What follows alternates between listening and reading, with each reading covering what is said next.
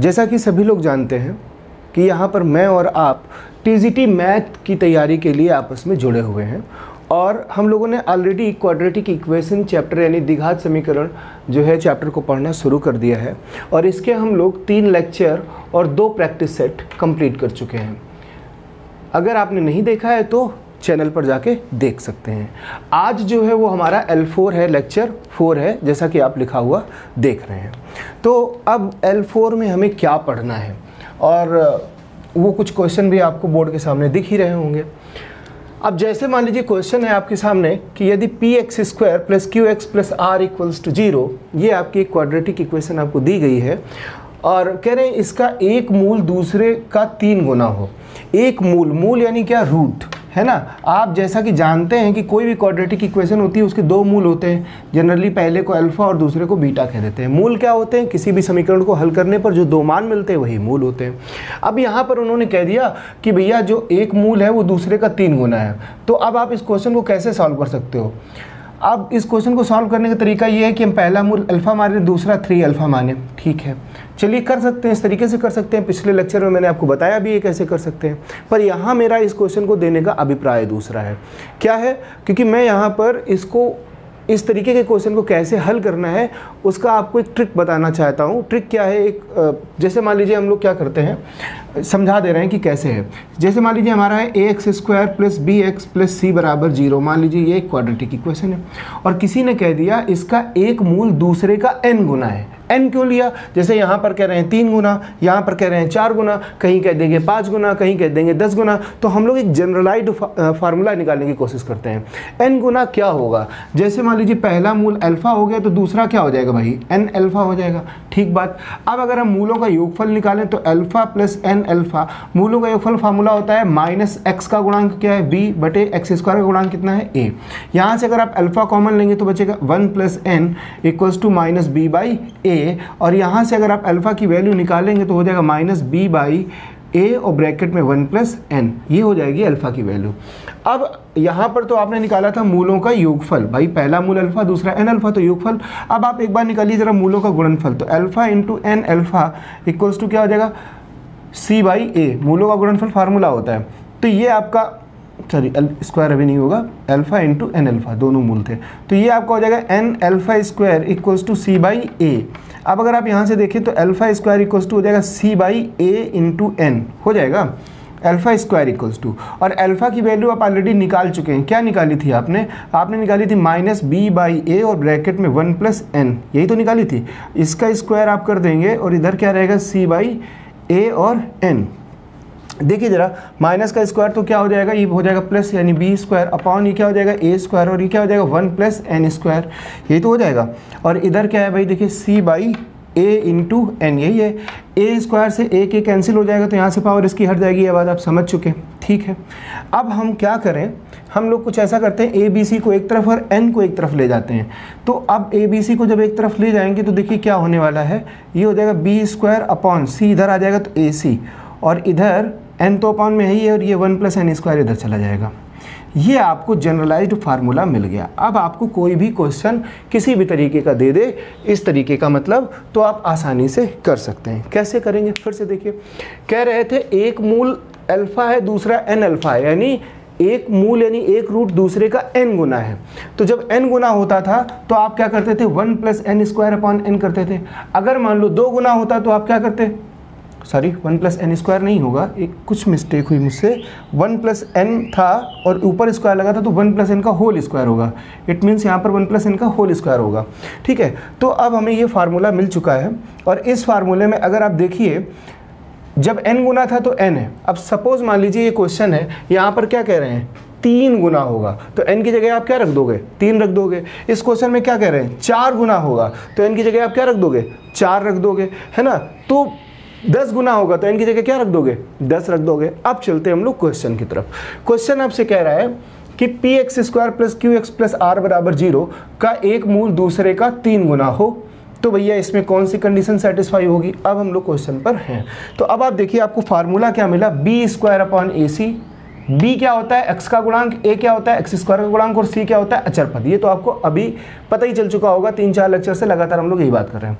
तो b square upon ac, और b क्या होता है, b होता है x का गुणांक, तो यहाँ पर b की जगह क्या है q, तो q square upon, actually black pen से करते हैं ताकि समझ में आए आपको, तो ये क्या हो जाएगा q square upon ac, a होता है x स्क्वायर का गुणांक, यानी a की जगह क्या है यहाँ पर p, भाई देखिए यहाँ पर a की जगह क्या है p है, और c यहाँ पर c की जगह क्या है r है, तो q square upon P R है ना equals to 1 plus N upon N, यानी 1 प्लस एन अपॉन एन और ऊपर स्क्वायर लगा दो। अब n की जगह क्या है, तिगुना था तो n की जगह आप क्या रखोगे 3 रखोगे, तो n की जगह आप यहाँ क्या रख दोगे 3 और 1 क्या हो गया 4 है ना, 4 का स्क्वायर क्या हो गया, डायरेक्ट कर रहे हैं अब आप समझ रहे होंगे ना, तो 4 का स्क्वायर क्या हो गया 16। अब आप देखिए आप क्रॉस मल्टीप्लिकेशन करा दीजिए तो क्या हो गया 3q square equals to 16pr, क्या कोई है ऑप्शन में 3q square equals to 16pr, यहाँ ऑप्शन सही नहीं लिखा था, ये होगा, तो 3q square equals to 16pr आपका ये पहला ऑप्शन सही हो गया।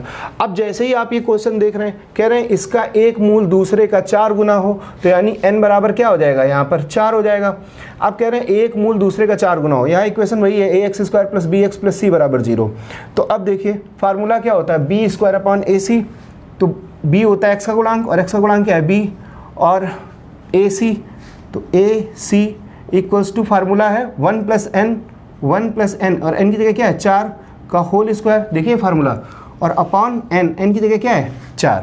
तो अब ये देखिए आपका क्या हो जाएगा, ये हो जाएगा b square upon ac equals to 4 और 1 5 का स्क्वायर 25 बटा 4 इधर आ जाएगा, तो क्या आ जाएगा 4b square equals to 25ac, ये आपका कोई ऑप्शन होना चाहिए, 4b square equals to 25ac, ये आपका क्वेश्चन हो गया।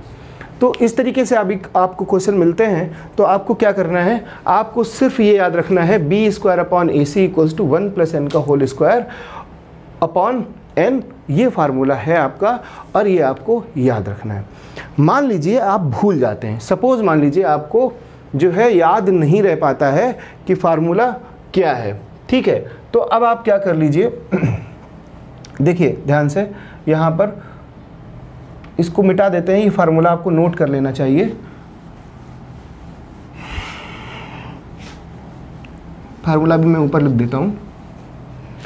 फार्मूला है आपका, अगर एक मूल दूसरे का क्या हो n गुना हो, यानी पहला मूल अल्फा हो तो दूसरा क्या हो जाए n अल्फा हो जाए, तो आपका फार्मूला बनता है b square upon ac equals to 1 plus n का कंप्लीट स्क्वायर अपॉन n, ये आपका फार्मूला बनता है।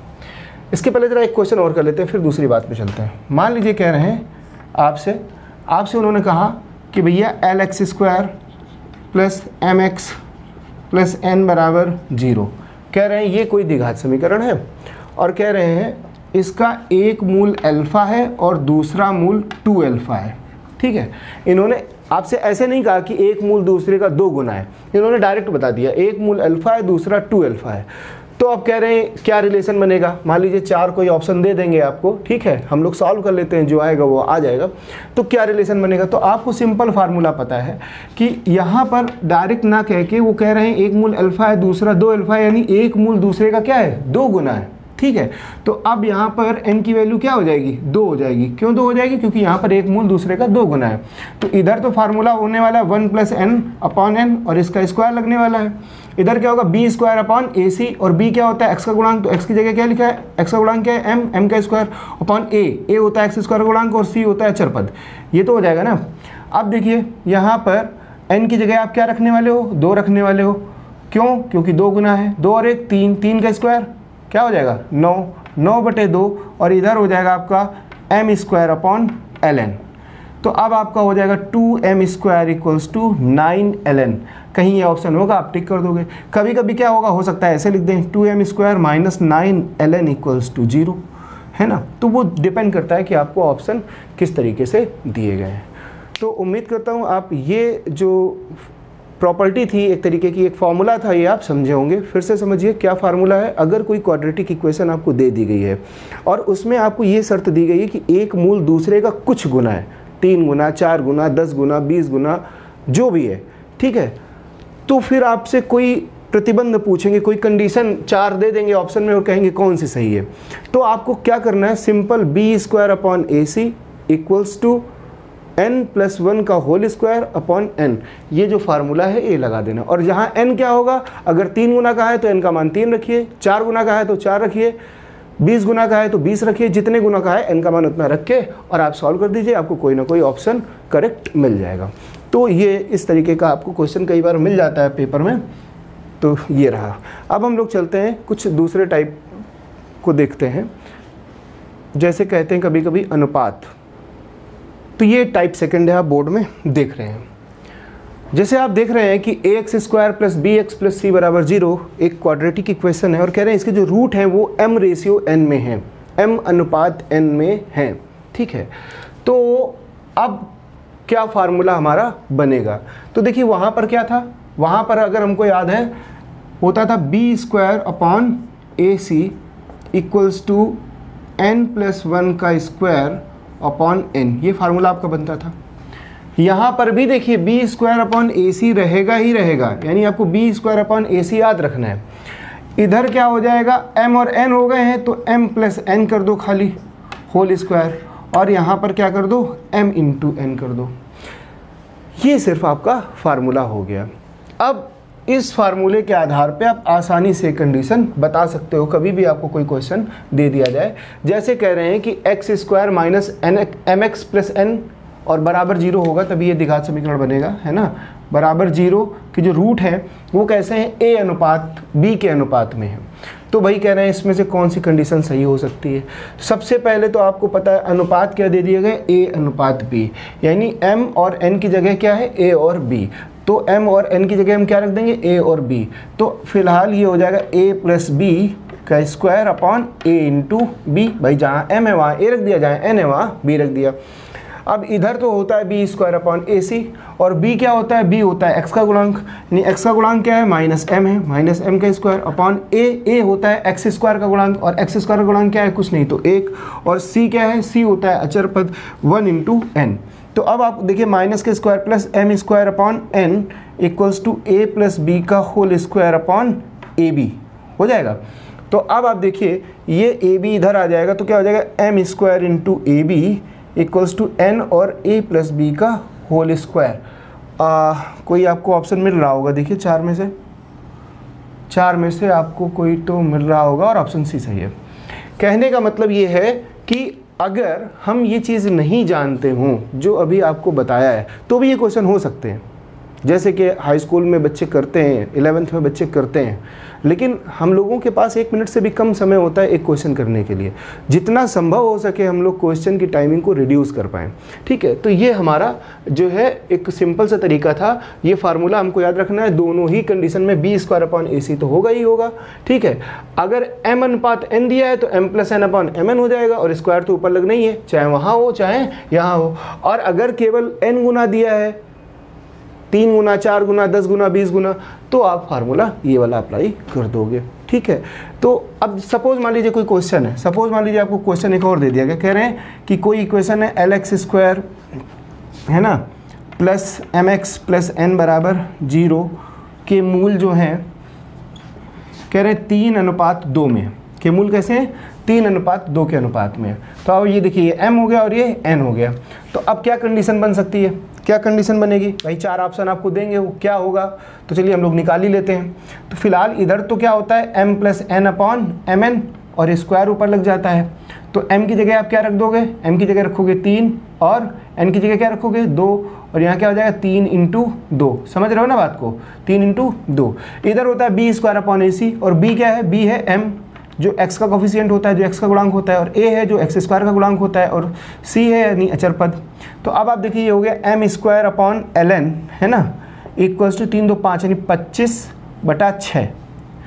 इधर आ जाएगा तो क्या हो जाएगा 6m² इक्वल्स टू 25 ln। ये कोई कंडीशन आपकी होगी, ऑप्शन कोई होगा 4 में से, और आप इसको टिक कर दोगे। तो इस तरीके से कोई भी क्वेश्चन आपसे वो पूछे तो आप आसानी से बता सकते हैं। उम्मीद है आप इन दोनों चीज़ों को बहुत आराम से समझ गए होंगे, इनको आप नोट भी कर चुके होंगे अपनी कॉपी में भी और अपने मस्तिष्क में भी। तो चलिए अब हम चलते हैं थोड़ा सा आगे। चलिए कुछ क्वेश्चन लेते हैं जो हम लोग पहले भी पढ़ चुके हैं और कुछ रिवीजन भी हो जाएगा, कुछ नई चीज़ें भी सीखने को मिलेंगी। सपोज़ मान लीजिए लिखा हुआ है a + b - 2c x² है ना, minus 2a - b - c x और प्लस आपका है a - 2b + c = 0। अब कह रहे हैं इसके आप रूट फाइंड आउट करो, इसके मूल बताओ, इसके क्या बताओ, मूल बताओ। ठीक है, अब यानी आपसे वो पूछ रहे हैं कि इसको हल करने पर x के कौन से दो मान मिलेंगे, उन दोनों को आप बताओ। पहली बात तो इसको आप हल करने बैठोगे तो काफ़ी बड़ा हो जाएगा।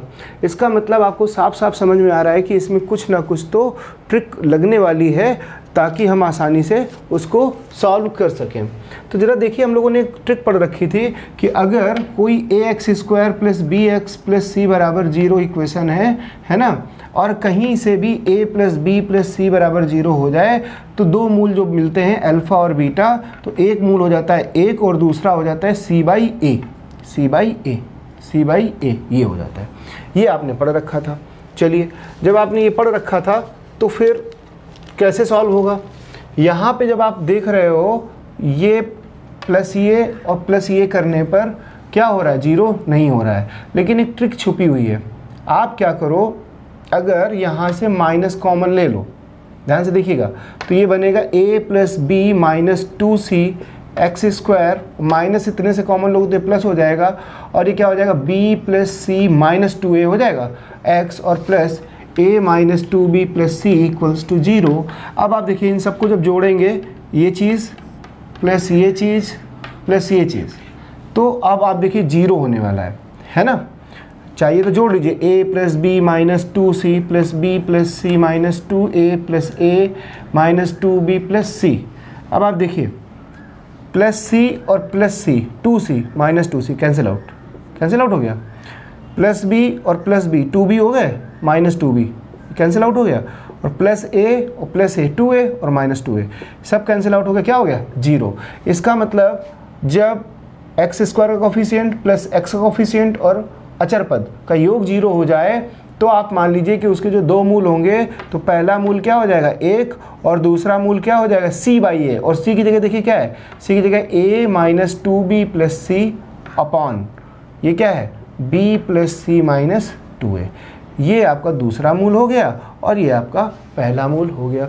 तो इस तरीके से क्वेश्चन पूछ दिए जाते हैं। मैं पहले भी आपको करा चुका हूँ, लेकिन थोड़ा सा बीच बीच में जब दोहराव हो जाता है प्रश्नों का तो माइंड जो है रिफ्रेश हो जाता है और याददाश्त में बस जाते हैं ऐसे प्रश्न। चलिए एक क्वेश्चन और लेते हैं हम लोग। हमारा क्वेश्चन है, मान लीजिए हमसे कह रहा है कि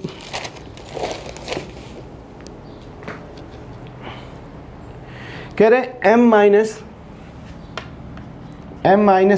× x² plus n - l × x और प्लस l - m = 0। कह रहे हैं ये क्वाड्रेटिक इक्वेशन है और कह रहे हैं इसके रूट्स इक्वल हैं। क्या कह रहे हैं, इसके रूट्स क्या हैं, इक्वल हैं, इक्वल रूट्स हैं, मूल समान हैं, मूल बराबर हैं।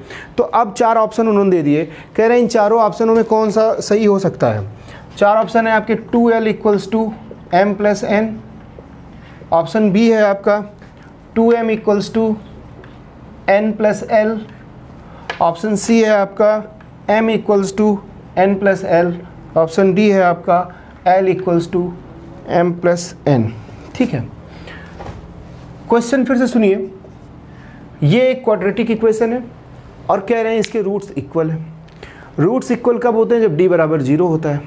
अब आप d = 0 करने बैठ जाओगे तो बड़ी सी इक्वेशन बनेगी। आप एक चीज़ देखिए इस प्रश्न में, अगर आप फिर से इनको जोड़ें, यानी x² का कोफिशिएंट क्या है m - n, और x का कोफिशिएंट क्या है n - l, और प्लस अचर पद क्या है l - m, यही तो है। अब आप फिर से जोड़ेंगे तो देखिए कैंसिल आउट हो रहे हैं, 0 हो रहे हैं। तो इसका मतलब अगर हमसे पूछा जाता कि इस इक्वेशन को हल करने पर दोनों रूट क्या आएंगे, तो एक तो आएगा 1 और दूसरा क्या आएगा, दूसरा आएगा l - m/m - n। क्यों आएगा, क्योंकि अगर ए बी और सी को हम जोड़ें और वो 0 हो जाए तो दो रूट मिलते हैं, एक मिलता है और एक मिलता है सी बाई ए। तो एक तो हो गया और सी क्या था, सी था l माइनस एम और ए क्या था m माइनस एन। तो ये दो रूट हमको मिलने चाहिए। लेकिन क्वेश्चन की कंडीशन कह रही है कि भैया इसके दोनों रूट इक्वल हैं, तो इसका मतलब पहला रूट ये और दूसरा रूट ये आपस में क्या है, बराबर हैं। और अगर आपस में ये बराबर हैं तो m माइनस एन इधर आ जाएगा, बराबर l माइनस एम हो जाएगा। अब आप देखिए m को इधर ले आइए तो ये हो जाएगा 2m equals to n plus L या l प्लस n, कहीं होगा 2m equals to n plus L. ये आपका ऑप्शन करेक्ट हो जाएगा। तो इस तरीके से आपको थोड़ा सा अपने माइंड में अप्लाई करना पड़ेगा, जो भी आपको ये प्रॉपर्टीज़ पता चल रही है उनका किस तरीके से अप्लाई कर सकते हैं। अब यहीं पर आप अगर d बराबर 0 कर देते, क्योंकि वो भी तरीका आपका सही है कि अगर मूल बराबर है तो विविक्त करें, यानी डिस्क्रिमिनेंट 0 होगा, और फिर आप सॉल्व करते तो हो सकता है उससे भी आपको ही मिलता है, लेकिन कितनी बड़ी इक्वेशन बनती, काटते पीटते दिक्कत होने वाली थी। तो इसलिए ज़्यादा से ज़्यादा हमको प्रयास करना है क्वेश्चन को कैसे छोटा कर पाएँ। चलिए अब आपसे कह रहे हैं अगला क्वेश्चन मिलते हैं।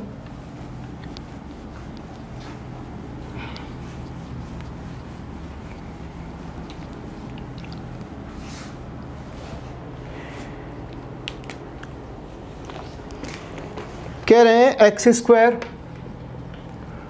Plus 2x minus 3 upon x square plus 2x minus 8। Important question है, ऐसे क्वेश्चन आ सकते हैं। कह रहे हैं का अधिकतम और न्यूनतम मान ज्ञात कीजिए, है ना। एक्चुअली इस क्वेश्चन को थोड़ा सा और सही से समझिए तो ये कह रहे हैं कि x के किन वास्तविक मानों के लिए, वास्तविक यानी रियल वैल्यूज़, वास्तविक मानों के लिए, x के किन नहीं, x के सभी वास्तविक मानों के लिए इसका अधिकतम और न्यूनतम मान क्या होगा। कहने का मतलब ये है कि वो कह रहे हैं x की जगह हम कुछ भी रख दें, कोई भी रियल वैल्यू रख दें, तो इस इक्वेशन को सॉल्व करने पर, मान लो हम x की जगह 1 रखें तो ऊपर नीचे 1 रखें कुछ तो आएगा, x की जगह 10 रख दो तो कुछ तो आएगा ऊपर नीचे सॉल्व करने पर, -20 रख दो तो भी आप हल करोगे तो कुछ ना कुछ तो आएगा ही। तो कह रहे हैं कि आप x की कोई भी वैल्यू रखो, इसका अधिकतम कितना मान आ सकता है और न्यूनतम कितना मान आ सकता है वो बताइए। तो आपको कभी भी ऐसा प्रश्न मिलता है तो आप सबसे पहले क्या करिए, इसको किसी वेरिएबल के इक्वल मान लीजिए। मान लीजिए कि इसको हम मान लेते हैं y के इक्वल, तो ये हो गया X square plus 2x minus 3 equals to Y X square plus 2yx और माइनस 8y, ये हो गया। अब आप देखेंगे सब कुछ इधर जब भेज देंगे तो ये क्या हो जाएगा, y x square minus x square plus 2yx और माइनस 2yx माइनस 2x इधर आया और माइनस 8y प्लस 3, यही तो हो गया, बराबर 0। तो ये वाला 0 आप इधर लिख लो। अब आप देखिए यहाँ से आपको एक्स स्क्वायर कॉमन मिलेगा तो क्या बचेगा, 1y माइनस 1 और एक्स स्क्वायर प्लस यहाँ से क्या कॉमन मिलेगा आपको, 2 मिलेगा कॉमन और x मिलेगा कॉमन, तो क्या बचेगा y माइनस 1 x, ये तो बचेगा। और यहाँ से आप माइनस कॉमन ले लोगे तो क्या बचेगा, 8y माइनस 3 इक्वल्स टू 0। अब आप देखिए, अगर ध्यान से देखेंगे तो y आपने वेरिएबल माना था तो y माइनस 1 a की जगह हो गया, 2y माइनस 1 b की जगह हो गया और ये आपका हो गया c की जगह। अब कह रहे हैं कि x के सभी वास्तविक मानों के लिए, x के सभी वास्तविक मान तब आपको मिलते हैं जब आपका d जो होता है वो या तो 0 से बड़ा होता है या 0 के बराबर होता है। और यहाँ पर d क्या होने वाला है, यहाँ पर d होने वाला है, d देखिए फार्मूला आपको पता है, b स्क्वायर माइनस 4ac होता है ना, या तो बड़ा होगा या बराबर होगा 0 के। और b क्या है आपका 2 ब्रैकेट में y माइनस 1, इसका कंप्लीट स्क्वायर कर लीजिए, माइनस 4a क्या है, a है ब्रैकेट में y माइनस 1 और c क्या है, c माइनस का है और यहाँ माइनस है तो मिलके प्लस हो गया और 8y minus 3 greater or equal 0। Solve करिए, 2 का स्क्वायर हो जाएगा 4 और y माइनस 1 का होल स्क्वायर हो जाएगा y square minus 2y plus 1 और ये आपका होने वाला है 4, है ना। और इसको जब आप अंदर गुणा कर दोगे तो क्या बचेगा, 8y square minus 8y minus 3y plus 3 greater or equal 0। 4 यहाँ और यहाँ से कॉमन आके 0 के नीचे चला जाएगा। अब आप देखिए क्या बच रहा है, Y square minus 2y plus 1 plus 8y square, है ना, 4 कॉमन आके नीचे के नीचे जा चुका 0 के नीचे, माइनस 8y माइनस 3y, तो क्या हो जाएगा माइनस का 11y और प्लस का 3 greater or equal 0। Y square और 8y स्क्वायर हो गया आपका 9y स्क्वायर, है ना, माइनस का 2y माइनस का 11y माइनस का 13y हो गया, ठीक है, और 1 और 3 कितना हो गया, 4 हो गया, ग्रेटर आर इक्वल 0। ये इक्वेशन आपको मिल चुकी है। अब आप इस इक्वेशन को हल करिए और y का मान निकालिए। जब आप इसे हल करेंगे और y का मान निकालेंगे तो कोई 2 मान आपको मिलेंगे। देखते हैं क्या है, क्या है वो दोनों रूट। तो मुझे लगता है सॉल्व करना चाहिए आपको इक्वेशन। देखिए फिर से सॉल्व कर लेते हैं। 9 चौको 36, 36 कैसे फैक्टर करिए कि 13 है, तो ये हो जाएगा 9y स्क्वायर माइनस 9y और माइनस का 4y और plus 4 greater or equal 0। 9y common ले लोगे इससे तो आपका बचेगा क्या, y माइनस 1, माइनस 4 कॉमन ले लोगे तो y minus 1 greater or equal 0। तो ये आपका हो जाएगा एक ब्रैकेट में 9y माइनस 4 और एक ब्रैकेट में y minus 1 greater or equal 0। यहाँ से आपको क्रिटिकल पॉइंट मिलेंगे। याद रखिएगा ये तरीका, आपको यहाँ से आपको क्रिटिकल पॉइंट मिलेंगे। कैसे मिल जाएंगे, आप रफ में कर लीजिए। 9y माइनस 4 अगर 0 होता तो y की वैल्यू क्या आ जाती, 4/9। यानी एक क्रिटिकल लाइन, एक जो है क्रांतिक मान आपको मिला 4/9 और एक मिल गया 1, ठीक है। तो अब आप देखिए ज़रा ध्यान से, आपको क्या करना है, यहाँ पर एक नंबर लाइन खींचनी है। इस नंबर लाइन में बीच में कहीं 0 होगा, इसके इधर निगेटिव होगा, इसके इधर पॉजिटिव होगा, खैर वो बात तो अलग की है, आप जानते ही हो। 1 कहाँ होगा, 1 यहाँ कहीं होगा, ठीक है, मान लिया। 4/9 भी कहीं पर होगा, 4/9 1 से तो कम ही होगा, यहाँ पे मान लीजिए कहीं पर होगा। तो ये आपका हो गया 1 और ये यहाँ पर हो गया आपका 4/9। आपको क्या करना है, यहाँ पर एक लाइन खींच देनी है ना, और यहाँ पर एक लाइन खींच देनी है। इसके बाद ऐसे ऐसे और इसको आपस में मिला दीजिए। अब इतना करने के बाद आपको ध्यान देना है कि देखिए इन दोनों का गुणा करने पर 0 आए या उससे ज़्यादा आए, इसका मतलब पॉजिटिव है। अच्छा, जब आप ये करोगे तो यहाँ प्लस रखोगे, यहाँ माइनस रखोगे, यहाँ प्लस रखोगे। तो अब अगर आपको पॉजिटिव लाना है तो इसका मतलब आपको 1 से इधर जाना है तभी पॉजिटिव मिलेगा, और या फिर 4/9 से इधर आना है तभी आपको पॉजिटिव मिलेगा। इसका मतलब ये हो गया कि आपको कौन से मान लेने पड़ेंगे, आपको इधर वाले लेने पड़ेंगे, या तो 4/9 से क्या हो, कम हो, और या फिर 1 से क्या हो, ज़्यादा हो, अगर हमको इसके जो है मान निकालने हैं, x के अधिकतम और न्यूनतम, ठीक है। तो एक्चुअली क्वेश्चन लेते समय थोड़ा सा मिस्टेक मुझसे हुई। ये क्वेश्चन ऐसे बनेगा, क्वेश्चन कैसे बनेगा, कहेंगे ये बटे ये जो भी क्वेश्चन है ना, का मान इसके बीच में नहीं हो सकता। अब 4 ऑप्शन होंगे। पहला ऑप्शन होगा कि 1/2 और 7/2, ठीक है। दूसरा ऑप्शन होगा 1 और 4/9, है ना। तीसरा ऑप्शन भी कोई होगा और चौथा ऑप्शन भी कुछ होगा, है ना। अब आप देखिए ज़रा, इसको जब आपने सॉल्व किया है तो अब आप देख रहे हो कि जो मान आपको मिल रहा है वो यहाँ पर क्या कभी हो सकता है, नहीं हो सकता। भाई आप कह रहे हो कि इन दोनों का गुणा 0 से ज़्यादा है या 0 है, यानी पॉजिटिव है, और पॉजिटिव यहाँ है, पॉजिटिव यहाँ है। या तो आप 1 लो या उससे ज़्यादा लो, या तो 4/9 लो या उससे कम लो, यानी बीच में आप नहीं ले सकते हो। तो क्वेश्चन जब इस तरीके का होता है तो आप टिक मार देते ये। कभी कभी क्या होता है ना, जैसे क्वेश्चन आप खुद से बनाओ या कहीं से किसी बुक से उठाओ, बाय मिस्टेक लिखने में भूल होती है। तो क्वेश्चन आप समझ लीजिए क्या था। क्वेश्चन ये था कि ये आपको एक्सप्रेशन दे देंगे और कहेंगे कि जो है इस एक्सप्रेशन का किसके किसके बीच में नहीं हो सकता।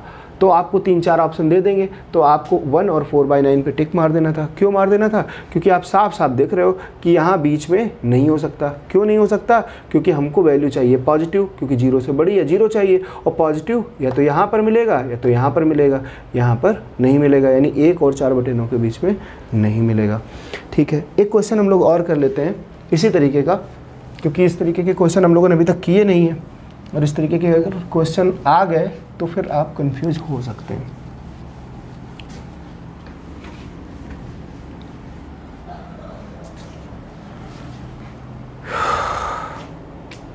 जैसे क्वेश्चन है x square plus 14x plus 9, x square plus 14x plus 9 upon x square plus 2x plus 3, x square plus 2x plus 3।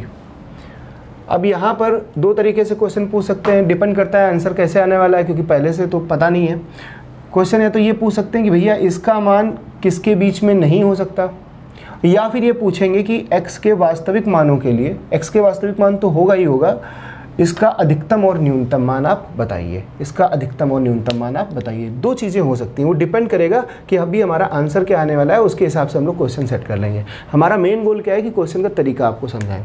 तो आप क्या करोगे, इस तरीके का अगर आपको क्वेश्चन मिलता है तो आप क्या करोगे, इसको y के इक्वल मान लोगे, है ना।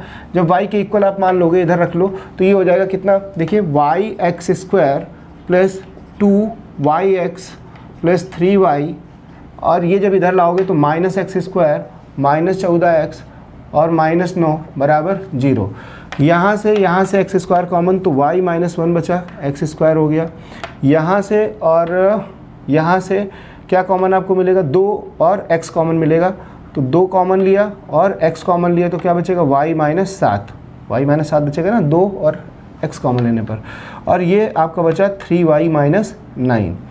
फिर से क्वेश्चन सुनिए, क्वेश्चन था x के किन वास्तविक मानों के लिए, या तो अब उसके बाद वो पूछेंगे कि इस दिए गए व्यंजक का मान अधिकतम और न्यूनतम होगा, या तो वो ये पूछेंगे, या फिर वो ये पूछेंगे कि x के किन वास्तविक मानों के लिए ये जो हमारा व्यंजक है इसका मान इसके और इसके बीच में नहीं आएगा। वो डिपेंड करता है अभी हम लोग सॉल्व करने पर क्या निकाल रहे हैं, ठीक है।